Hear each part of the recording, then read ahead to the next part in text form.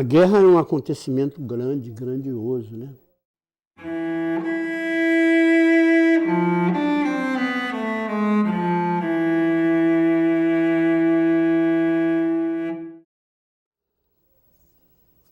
Ninguém sai impune de uma guerra.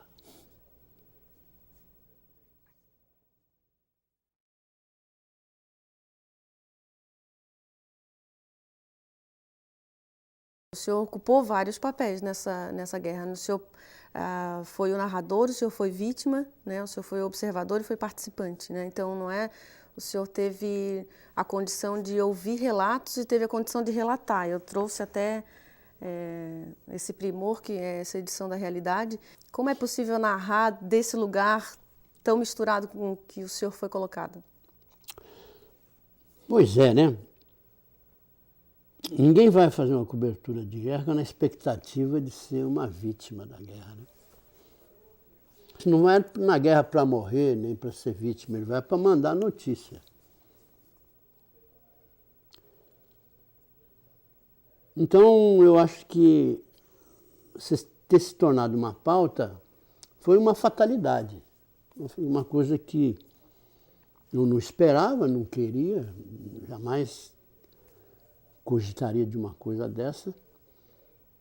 Mas a vida é feita de momentos, né? Foi uma realidade do momento, uma coisa que eu não podia fugir dela. Eu estava atrás de ver os outros agindo e, de repente, estou escrevendo sobre como que eu reagia diante daquela coisa, né? Enfim, não foi uma coisa esperada, nem desejada, nem querida, mas foi um fato da realidade. Como é que foi a produção dessa sua matéria? Porque ela é escrita em primeira pessoa, né? O senhor fala da experiência, inclusive no hospital, das suas reações e dos dias passando e o senhor passando pelaquela experiência, né? Como é que o senhor montou essa ideia desse texto, assim, quanto tempo depois? Bom, a realidade era uma revista mensal, né? Agora, houve uma mudança na pauta, porque a pauta que eu fui para fazer era o seguinte: ficava um mês no fronte do lado americano, depois voltaria para Saigon e iria para Hanoi para ficar um mês no fronte do lado comunista, para depois fazer uma reportagem com os dois lados, né? Mas o acidente impediu que a pauta fosse realizada, então ficou sendo a cobertura de um lado só, mas não com a nossa vontade, né? A cobertura da Guerra do Vietnã é muito parcial, sabe? Ela é muito manipulada. Então, você não tem uma clareza da Guerra do Vietnã feita no momento da guerra. Você foi vendo coisas depois. Então, por exemplo, aquela ideia de que o Vietcong era pobre, abandonado, desprezado e vivia de criatividade, caiu por terra, porque era um exército organizado, apoiado pela União Soviética, com dinheiro e armas à vontade, e apoiado pela China com pessoas, com gente, sabe? E essa visão era uma visão da época? Era a A visão da quem época. interessava essa visão dos Vietcongs como humildes e criativos?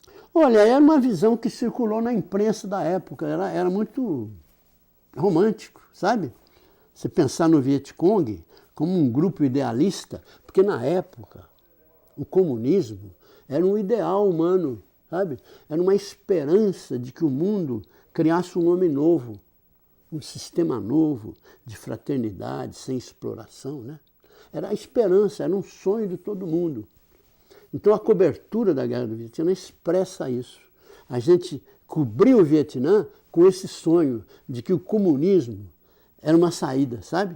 Para a humanidade. Tem uma leitura da cobertura do Vietnã que ela teria dois momentos, que ela seria quase pró-americana no sentido de justificar a necessidade da guerra, e uma outra no decorrer da guerra que seria contrária à guerra, à medida que os jornalistas puderam acompanhar, as pessoas chegam, os corpos, enfim. Eu queria lhe perguntar isso, se o senhor concorda com esses dois momentos e se a imprensa modificou os rumos da guerra do Vietnã que é uma outra coisa que se fala, ou os movimentos daquele momento é que modificaram a guerra e a imprensa foi a reboque? Essa é uma dúvida que eu tenho. Mas as três leituras são boas. Quer dizer, houve um momento que a imprensa justificou a guerra do Vietnã. Agora, toda a cobertura durante a guerra foi uma cobertura anti-americana. Cada correspondente de guerra que chegava no Vietnã trazia consigo esse objetivo de denunciar uma crueldade do exército americano. Quando eu cheguei no Vietnã, no primeiro dia, assim, sabe, eu fui sozinho, imagina, sozinho para o Vietnã. Então eu procurei circular nos clubes de imprensa para conversar com veteranos ali da Guerra do Vietnã, né, mostrando a minha perplexidade, a minha ansiedade. Puxa, será que eu vou fracassar?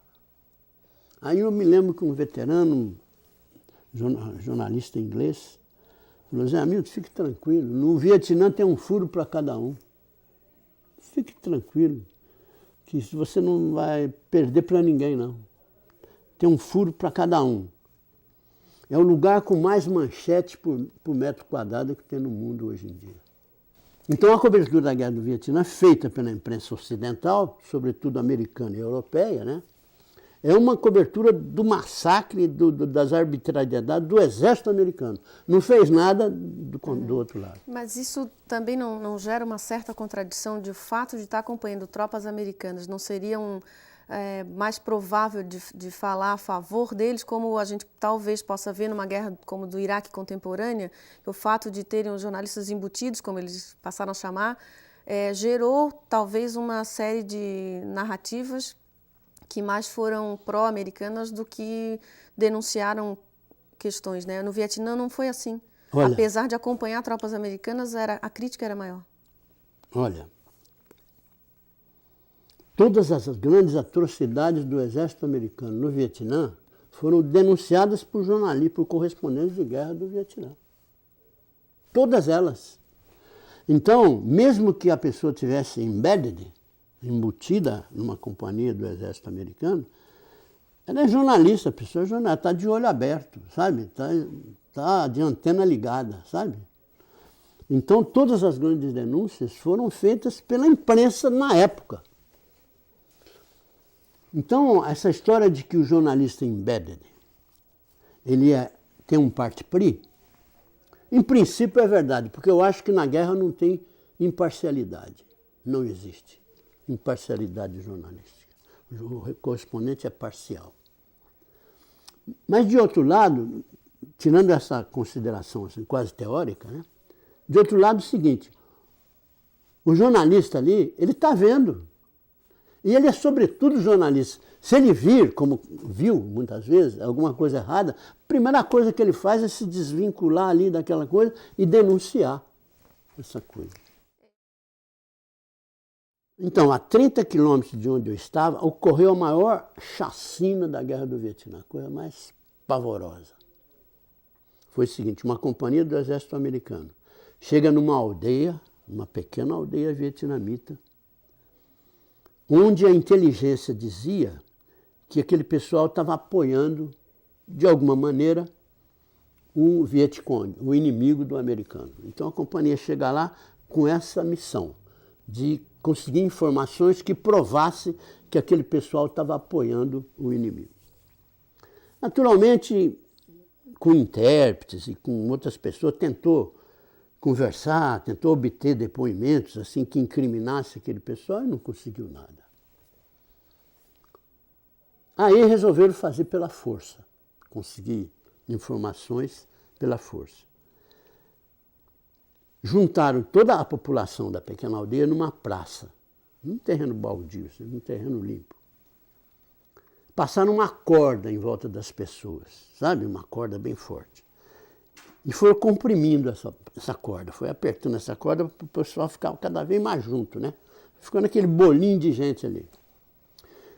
E a companhia toda de arma embalada em volta, sabe? De arma embalada, pronta.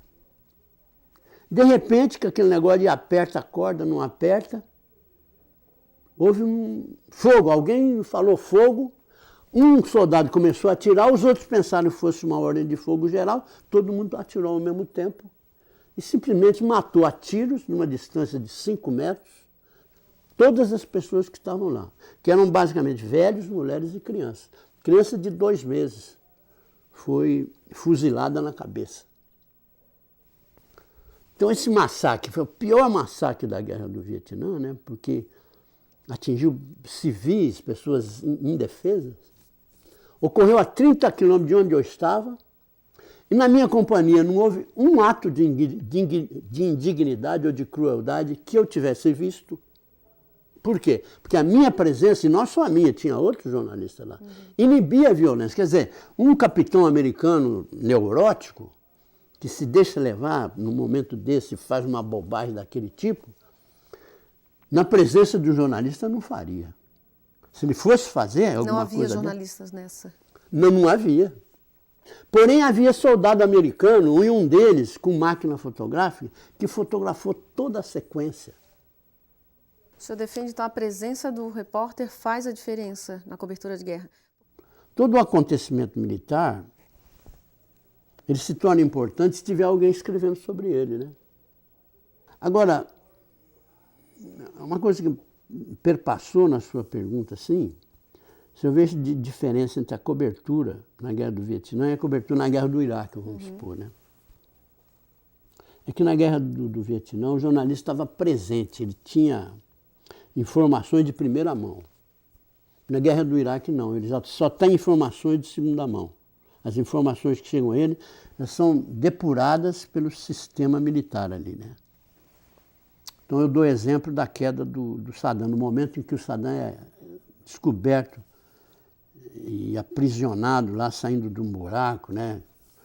Sujo e tal, despenteado, com uma comida estragando lá, embora tivesse uma pasta cheia de dólares, né? O grande acontecimento jornalístico da Guerra do Iraque foi aquele, um dos grandes, né? Cadê o jornalista? Não tinha nenhum. O Exército filmou, o Exército gravou, pegou o áudio, pegou as entrevistas, pegou tudo e ofereceu para a imprensa, mas o prato pronto, né? Qual é o jornalista que entrevistou o Saddam? Ninguém deixou.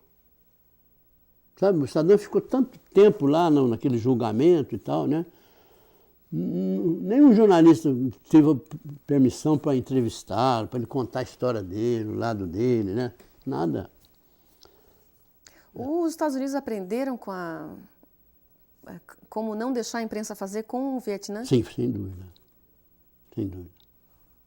Porque com a Guerra do Vietnã, com a cobertura da imprensa da Guerra do Vietnã, aconteceu pela primeira vez um fenômeno que foi o povo americano não se voltar contra o seu presidente, mas duvidar que aquele presidente estava fazendo uma coisa certa. Então, no momento que aconteceu isso, que a população deixou de dar um apoio incondicional para o presidente, houve a erosão da confiança do povo americano em relação à guerra. A guerra começou os Estados Unidos começaram a perder a guerra. O senhor atribui ao papel da imprensa? Sem dúvida nenhuma.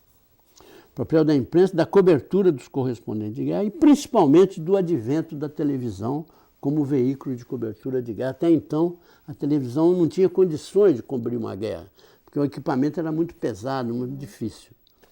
Com a televisão móvel, com a unidade móvel de televisão, aí permitiu, né, cobrir a Guerra do Vietnã, que foi uma cobertura quase ao vivo. Pois é, ao mesmo tempo que a tecnologia abriu a possibilidade de cobertura mais ampla, de outro lado, a restrição ao trabalho do correspondente, né, praticamente bloqueou. Então, não adianta nada você ter facilidades tecnológicas se você não tem acesso à fonte primária. Mas o senhor acredita ainda que a narrativa jornalística é a narrativa da guerra por excelência? É onde a gente mais sabe informação sobre uma guerra?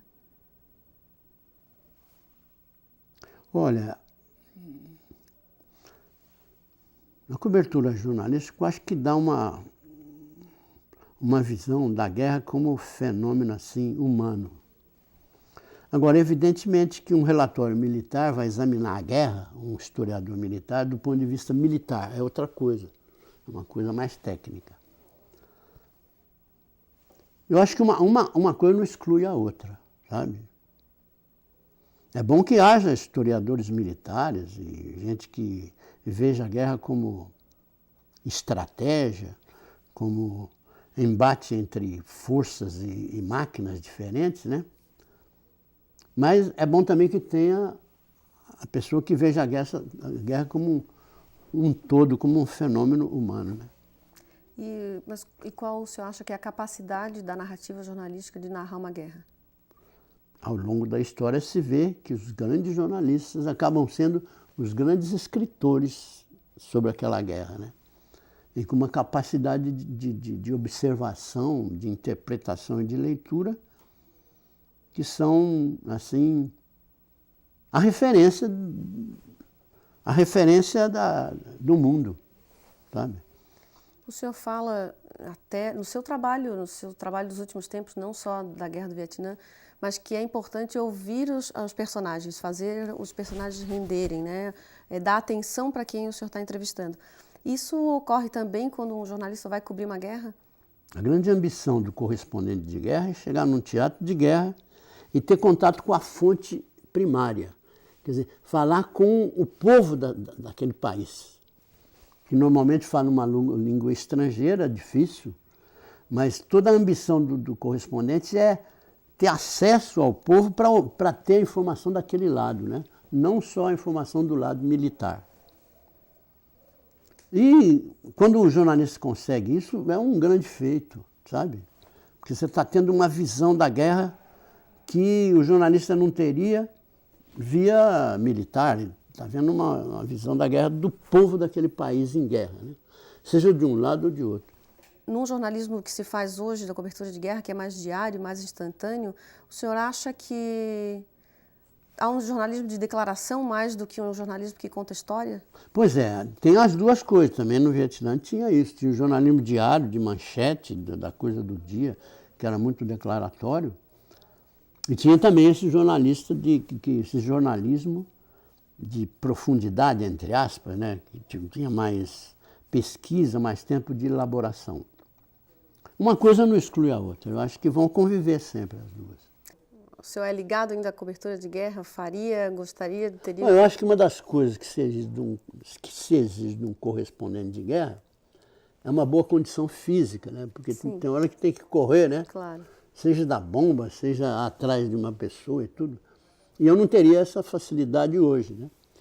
Mas então tem uma restrição física. Mas se eu pudesse contar com uma cadeira de rodas voadora que me levasse lá, talvez até eu voltasse a cobrir uma guerra. Queria agradecer muito a sua boa vontade, a sua paciência e o seu conhecimento. Obrigada.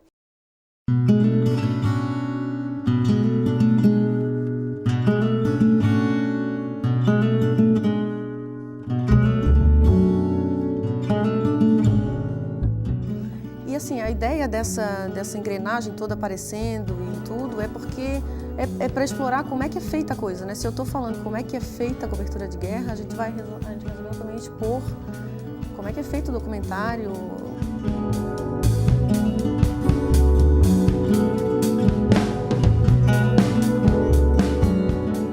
O espírito é esse, né? Saber da sua experiência de cobertura de guerra e a gente conversar sobre como é que o senhor vê a cobertura daquela época e de hoje, né?